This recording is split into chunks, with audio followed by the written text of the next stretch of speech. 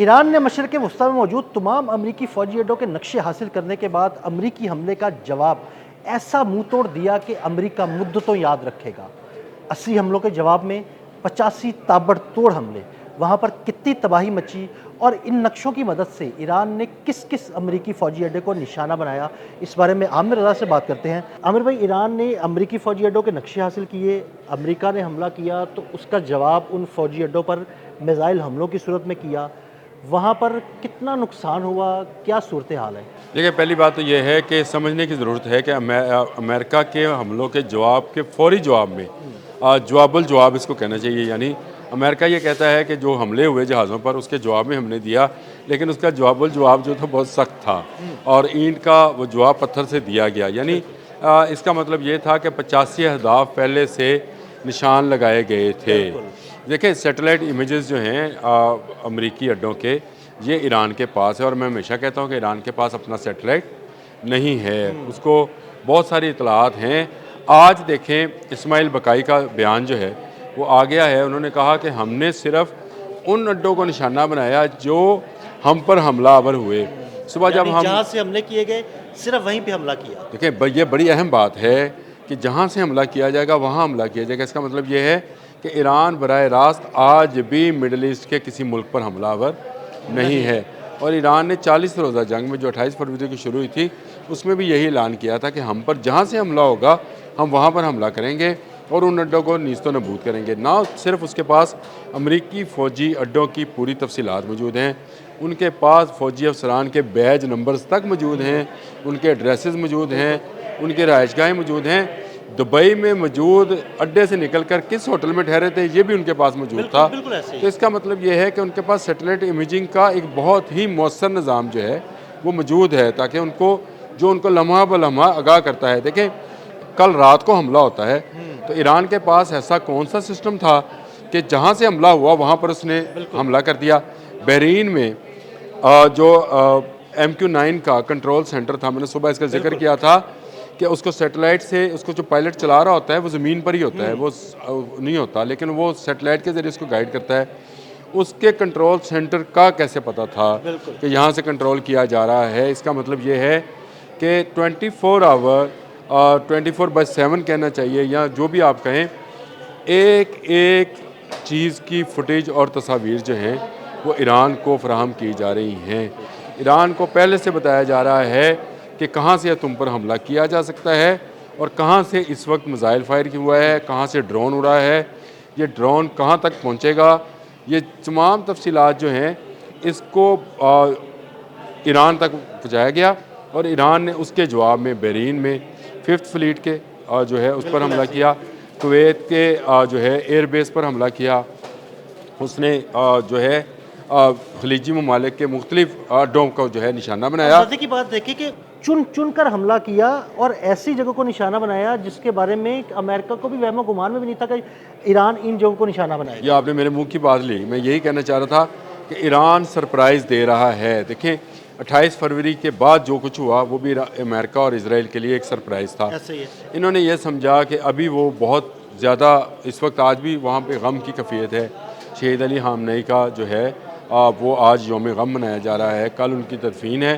तो इस हवाले से ईरान शायद वो उस तरह से रिएक्ट ना कर पाए, लेकिन ईरान में जो डिसेंट्रलाइजेशन का मुस्तबा खामनेई ने सिस्टम बनाया है, ये बड़ा मज़े का सिस्टम है। यानी एक दिलचस्प चीज़ ये है कि उसको हमेशा ये होता है कि कमांड एक सेंट्रलाइज बंदे के पास होती है, लेकिन यहाँ डिसेंट्रलाइज करके जो मुकामी जो कमांड्स हैं, उनको जो कमांडर्स हैं, उनको कह दिया गया कि अगर यहाँ पर हमला होता है तो आपने कहाँ पर हमला करना है। और कम्युनिकेशन इतनी सख्त है कि उस कम्युनिकेशन के तहत वहाँ तक सैटेलाइट से चीज़ पहुँचती है कि आप पर जो फायर हुआ है ये कितनी देर में आप तक पहुँचेगा और ये कहाँ से फायर हुआ है, उसका एग्जैक्ट पॉइंट क्या है, उसी एग्जैक्ट पॉइंट पर मिसाइल दागा जाता है। ड्रोन मैं ये समझूं कि फॉर एग्जांपल अगर कशम उनका जजीरा है, वहाँ पर मौजूद जो बटालियन है और वहाँ पर मौजूद जो कमांड एंड कंट्रोल सेंटर है ईरान का, अगर ईरान पर कोई कशम पर हमला किया जाता है तो कशम पर मौजूद जो बटालियन और जो लोग हैं वो फ़ौरन उस पर रिटेलिएट करेंगे, फ़ौरन हमला कर देंगे और उनको टारगेट दिया गया होगा पहले से कि भाई हाँ, पीछे से अगर आपको ऑर्डर आता या नहीं आता, आप पर हमला होगा तो आपने फ़लाँ जगह को निशाना अच्छा नहीं, मैं आपको ये भी बता देता हूँ, कशम पर अगर हमला होगा तो कशम से शायद जवाब ना दिया जाए, सही। उसका जवाब बंदर अब्बास से दिया जाए। हो सकता है, हो सकता देखें ये बड़ा ये इनकी आपस में जो कम्युनिकेशन है, मैंने ये ज़रूर कहा कि डिसेंट्रलाइज हुई है, लेकिन ये उसके लिए किसी की इजाज़त लेने की ज़रूरत नहीं है। अगर सीज़ फायर की खिलाफ वर्जी अमेरिका करता है तो 4 गुना जवाब उसको मिलेगा। ये देखें इनके सामने एक आप यूँ समझे कि स्क्रीन के ऊपर जंग का नक्शा है और वहाँ से अमेरिका की तरफ से जो भी मिडल ईस्ट से मिसाइल फायर होते हैं इन तक पहुँचता है। उसके बाद इनका अपना है फैसला कि कौन पहले अपना मिसाइल, ड्रोन सही। या सिस्टम जो है उसमें इन्वॉल्व कर सकता है और इस जगह को तबाह कर सकता है। ये कम्युनिकेशन उनकी आज भी बहाल है और ये बाइडो के ज़रिए होती है। सही। जो बाइडो चाइनीज़ जिस सिस्टम है, जो चाइनीज़ कम्युनिकेशन सिस्टम है बाइडो, ये उसके ज़रिए ही नेविगेशन कर रहे हैं, ये उसी से एक दूसरे के साथ कम्युनिकेट कर रहे हैं और ये वो सिस्टम है जो दुनिया में अब तक हैक नहीं हुआ है। ये बाकी जो कम्युनिकेशन सिस्टम जितने भी फ़ौजें यूज़ कर रही हैं वो बड़े कॉमन से हैं और बहुत अरसे से इस्तेमाल हो रहे हैं। बाइडो दुनिया के लिए एक नया सिस्टम है, उसको इस्तेमाल करते हुए कम्युनिकेट करते हैं और फिर जहाँ से दिल करता है वहाँ से मिसाइल या ड्रोन्स जो है उनको फायर किया जाता है। ये 80 की जवाब में 85, ये 185 भी हो सकते हैं। अभी बहुत सारी इतलात जो हैं वो आना बाकी हैं। 185 इसलिए नहीं हुए कि वो उन्होंने ना बिल्कुल रिटेलिएट उतना किया जितने उन पर हमले किए गए। वो अभी तदफीन का इंतज़ार कर रहे हैं। कल तक आयतुल्ला अली खामनई की तदफीन के फ़ौरन बाद फिर वो जो जवाब देंगे ना, वो अमरीका हमेशा याद रखेगा। देखिए एक तो बड़ी वार्निंग है, सबसे बड़ी वार्निंग तो ये है कि मिडिल ईस्ट के ममालिक से कहा गया है कि वो अमेरिका से हाथ उठा लें, क्योंकि अगर अमेरिका उनकी सरजमीन से हमला करता है तो इसका मतलब ये है कि वो मुल्क हम पर हमलावर है। ये बात जो है ये मिडिल ईस्ट के लोगों को समझनी चाहिए।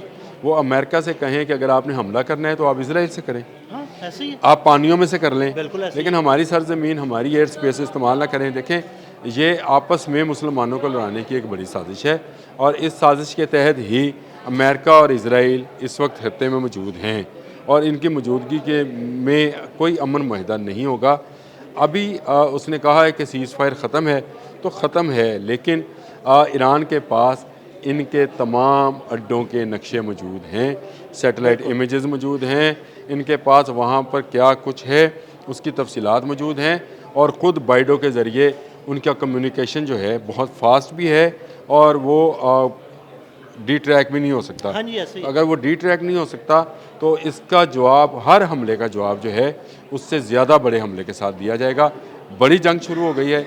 मैं ये समझता हूँ कि अब जो है डोनाल्ड ट्रंप और नेतन्याहू जो हैं, जो चाहते थे बड़ी जंग, उसका आगाज़ हुआ है। डोनाल्ड ट्रंप को अभी भी अपने जो है मैं समझता हूँ कि उसको अपने बयानात वापस लेने चाहिए, दोबारा उसको सीज़ फायर की तरफ जाना चाहिए, दोबारा अमन की तरफ जाना चाहिए। लेकिन अगर नहीं जाएगा तो ये मिडिल ईस्ट के बहुत सारे ममालिक के लिए एक बहुत बड़ा ख़तरा बन जाएगा। बहुत शुक्रिया आमिर भाई। आमिर भाई ने बड़ी तफसील के साथ सारे मामले पर रोशनी डाली। मज़ीद अपडेट्स के लिए मैं फॉलो करते रहें अदील अहमद और आमिर रज़ा ख़ान को इजाज़त दीजिएगा। अल्लाह हाफ़िज़।